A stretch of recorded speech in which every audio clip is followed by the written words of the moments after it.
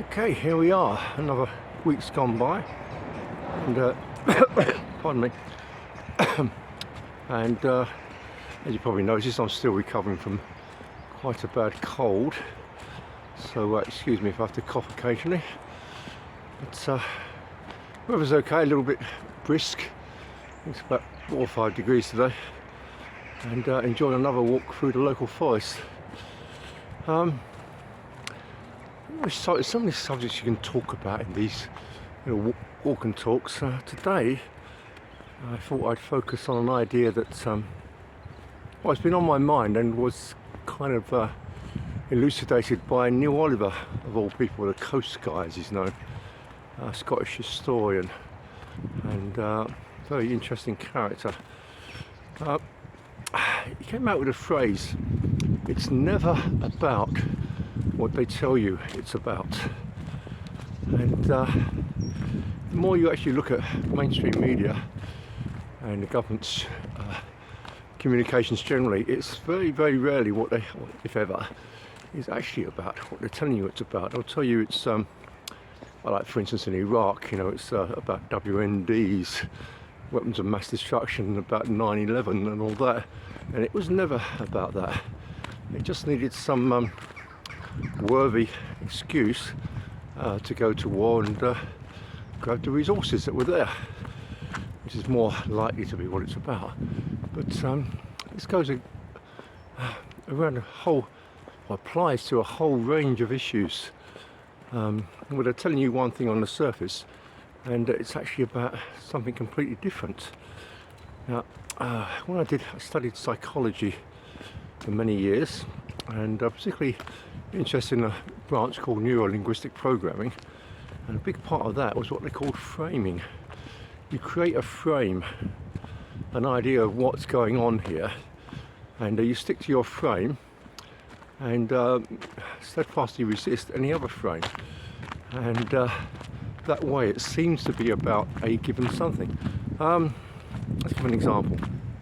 Recently we've had the so-called pandemic, and they've told us it's all about protecting our health and looking after people, looking after the elderly, looking after grandma, and looking after the children and all that stuff.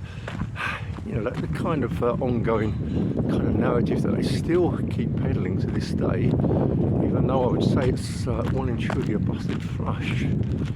But really it was about, it seems to have been an opportunity to test out systems of control, and they did, and they did it in spades all around the world. Similar ideas were kind of exploited.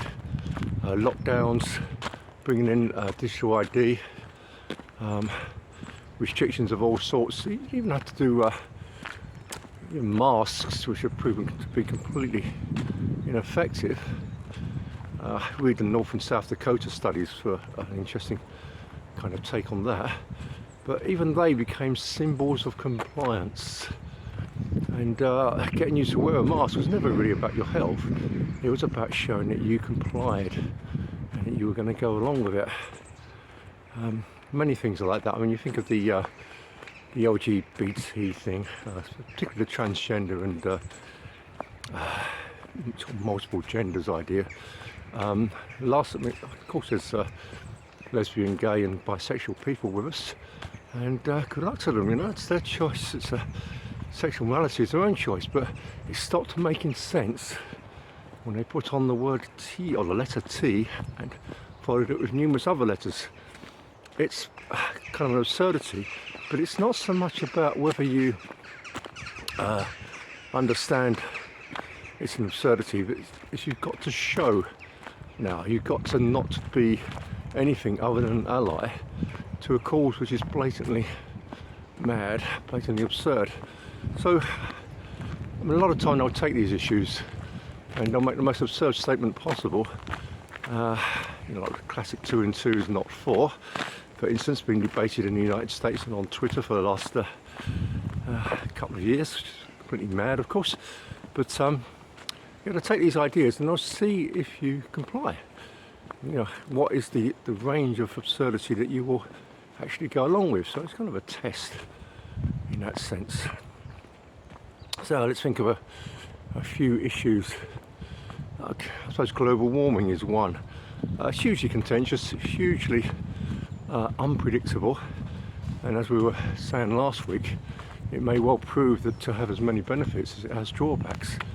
The jury is really out, although you would not believe it if you read the vast majority of stuff you're likely to get on mainstream media, or listen to mainstream media, or read the kind of output that we get on it.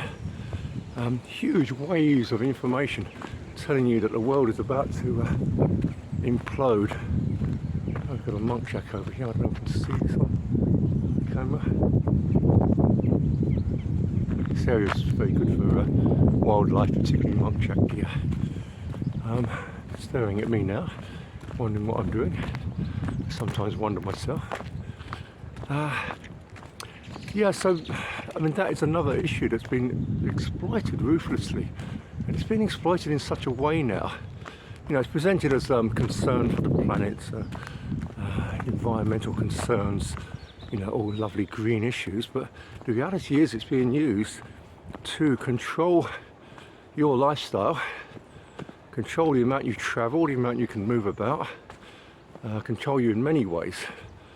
And it's a very useful tool for that.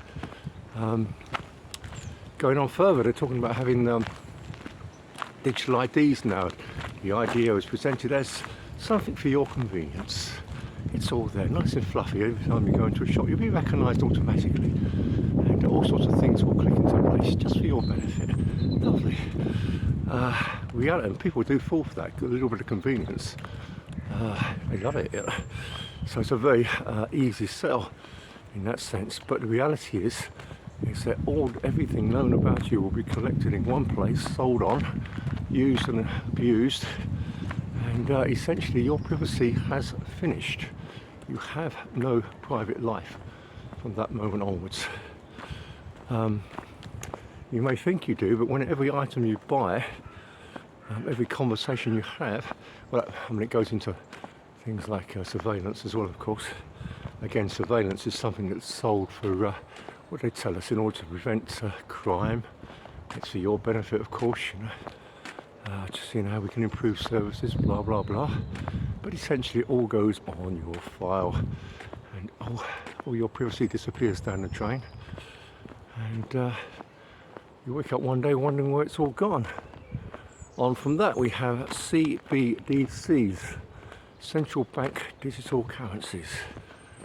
The idea of this will be like one non-paper currency, non-exchangeable, without the system knowing that you're exchanging.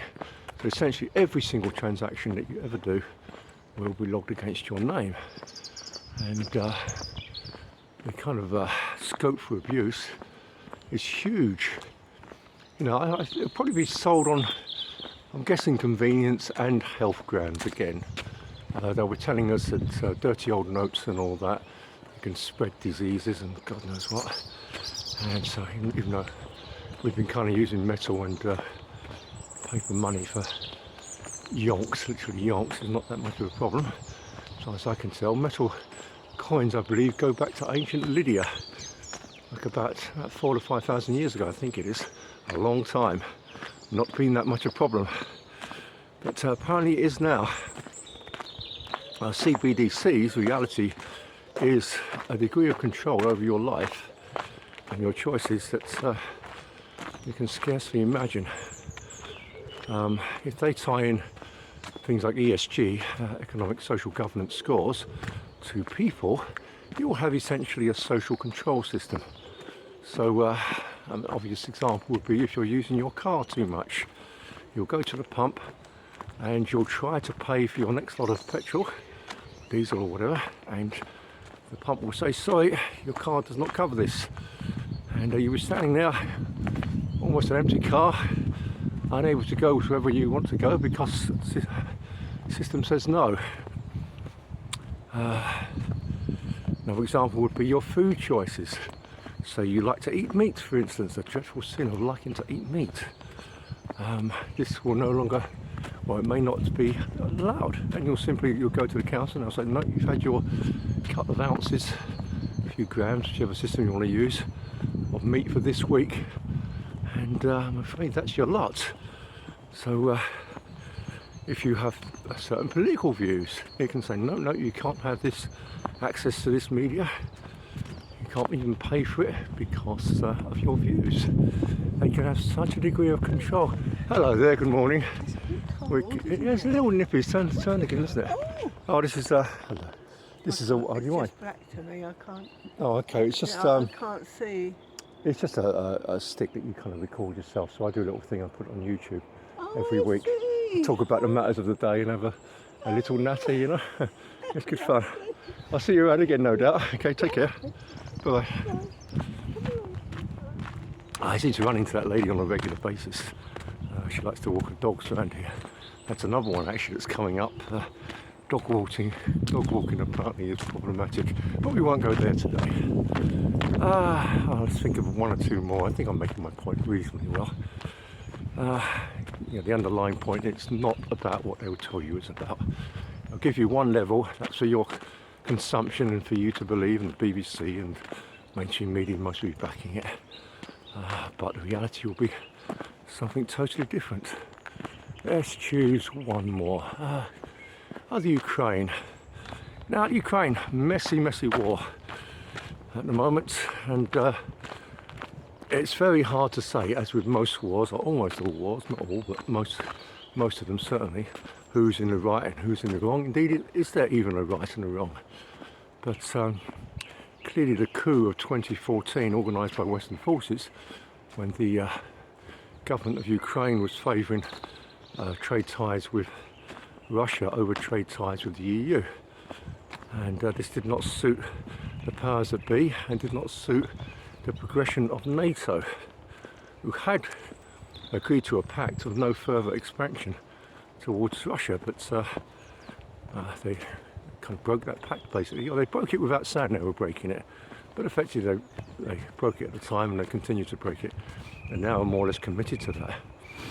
But you'll be told that it's a fight against aggression, a fight for liberation, or maybe democracy will come in there somewhere, it usually does. But the underlying reality is that the Ukrainian government since, almost forever actually, to be honest, but certainly since 2014 have been hugely corrupt. Present one, hugely corrupt, vast sums of money being siphoned off in all directions. Carrying out ethnic cleansing have done in the east of the country. The Russia favouring part of the countries actually want to be part of Russia. Lots of very nasty crimes have been committed there by Ukrainian forces, and this is before the war, not just recently. You had the American biolabs, something that they're very quiet about, but they've been developing biological weapons on Ukrainian territory on the quiet because they couldn't get away with it in the rest of the EU, and in the EU, and so it was a convenient, relatively lawless place for them to carry out such activities. What else? I mean, you could go on and on with that. Nazi regiments, not just Nazi in the sense that we hear people like Antifa saying Nazi, but real genuine Nazis. Their ideology is Nazi. They believe in Nazism. They even salute, the old Nazi salute. It's an ideology that's quite common in Ukraine. These people are supposed to be on our side. We're backing these people for freedom and democracy. Really? Really? Okay. Actually, on subject of freedom, one last small point. I was looking at a little video by the excellent Konstantin Kissing, a Russian emigre who lives in London now, I believe. I don't always agree with him, but he's well worth listening to. A very thoughtful, intelligent and reasoned individual. And he came up with an astonishing fact that last year in Russia, a country that's so repressive apparently, there were 400 people arrested for things they'd done on social media, things they'd said on social media. Very high figure, 400.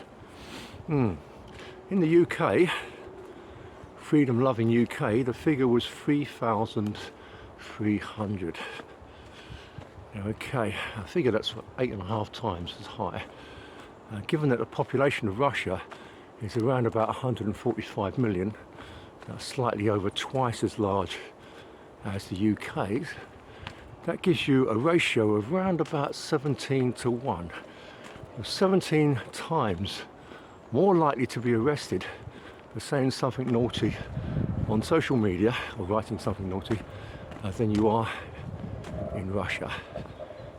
If that doesn't tell you something, I'm not quite sure what will. So, okay, summing up, a relatively shorter one today. Yeah, anytime you come across a story on the mainstream media, particularly the likes of the BBC, CNBC, CNN, The Guardian is one of the worst, but almost all of the outlets, but they're all, they're all hugely influenced. They've got agendas that they either choose to follow, must follow for usually financial reasons, to be honest. Yeah, always look beyond the framing that they give it. They'll frame it one way, the reality is likely to be something very, very different. I think even down to the sort of level of, I suppose with the football scores, at least you've got a kind of result at the end of the day, but everything is framing. Everything is to give you a certain attitude to things, and if you don't go along with that attitude, if you use logic, reason, that sort of thing, you'll be labelled, I don't know, it can be anything from fascist to bigot to, I don't know, some sort of phobic one way or t'other. I've got an ancient dog coming this way, poor thing. Okay, so in summing up, perfect timing, hello. In summing up, yeah, just look beyond the headlines, look to the possible reasons behind, and I suppose at base, the simplest message of all is think for yourself. Think it through, don't just accept what you're told. Anyway, on that slightly less than profound note, I suppose, do the usual things, subscribe, comment if you wish, yeah, and just enjoy. I am on Substack as well. I think it's, if I can remember, it's a sexagenarian's view. Sexagenarian's view offers a nice size of web. It's a bit complex, really, but that's what it is. I'll try and put a link under this to if anyone wants to sort of further examine these issues. And again, yeah, if you want to communicate on that, that's fine. Okay, thanks for watching, and hopefully see you next week.